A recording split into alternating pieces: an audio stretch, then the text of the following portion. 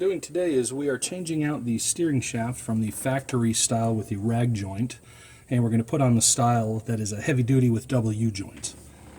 First thing you'll want to do is get down and remove the nut that is on the bottom of the column, right where the shaft meets the column. It is an 11/16 socket, and so we're going to go ahead and remove that first.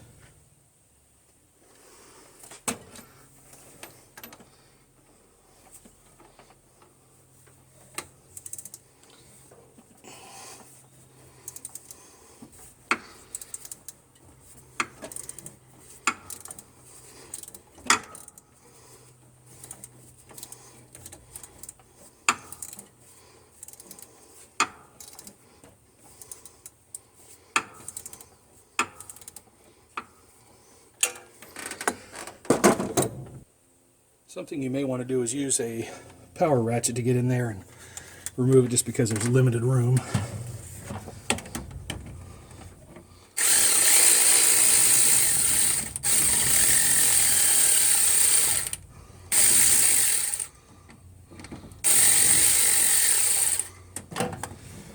Okay.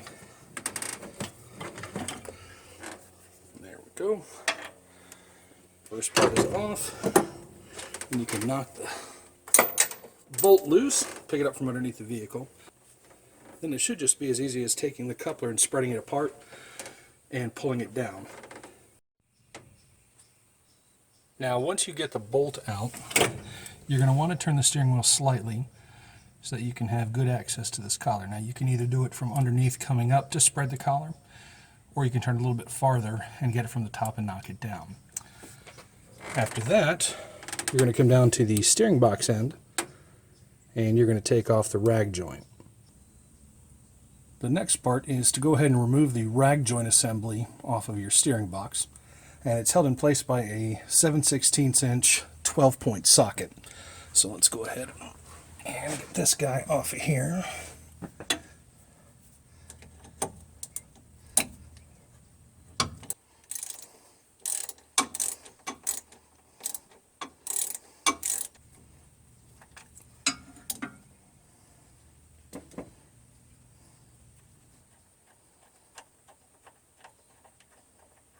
Okay, there we go. So now that we got him removed, we can go ahead and pry out on this.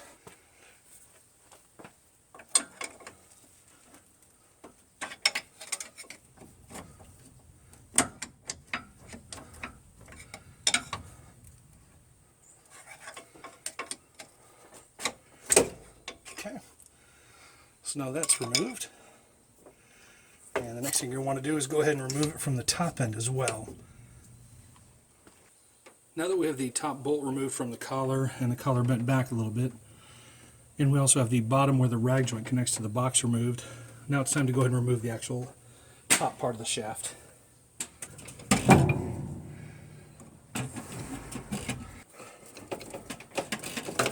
There we go.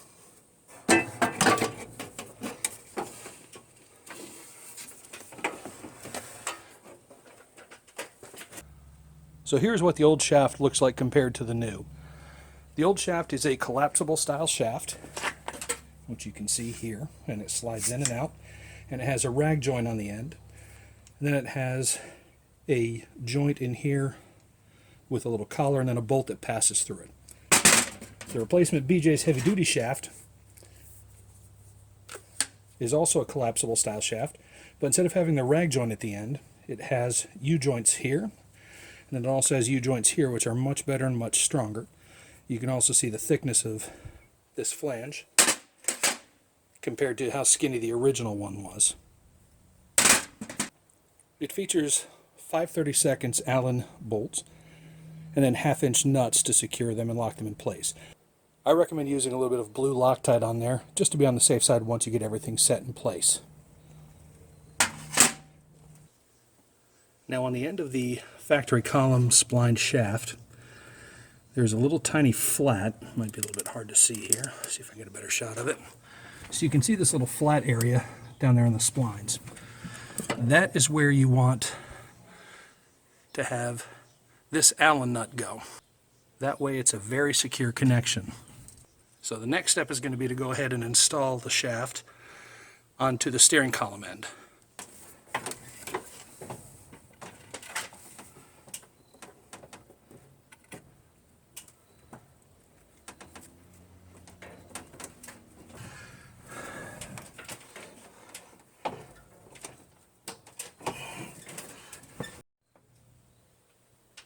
Now once you have everything in place on the top end, you want to take your 5/32 Allen head wrench and you want to get in there and you want to tighten it down against the flat. And again, you got to make sure to put on some blue Loctite on this, which we've already done ahead of time. Now once it's tight, you want to make sure that the nut is then tightened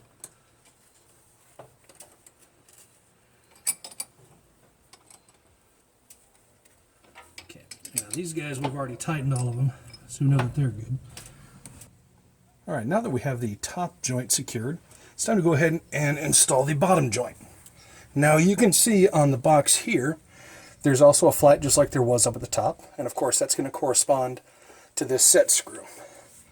So what we want to do is go ahead and get this pulled down, get it lined up. There we go.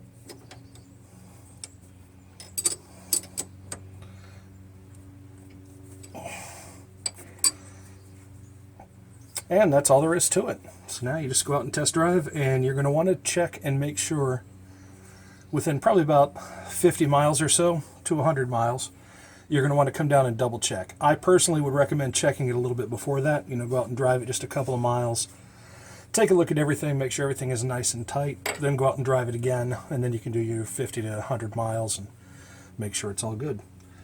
If you got any questions, feel free to hit us up at bjsoffroad.com. You can email us, you can contact us through our chat system or on Facebook.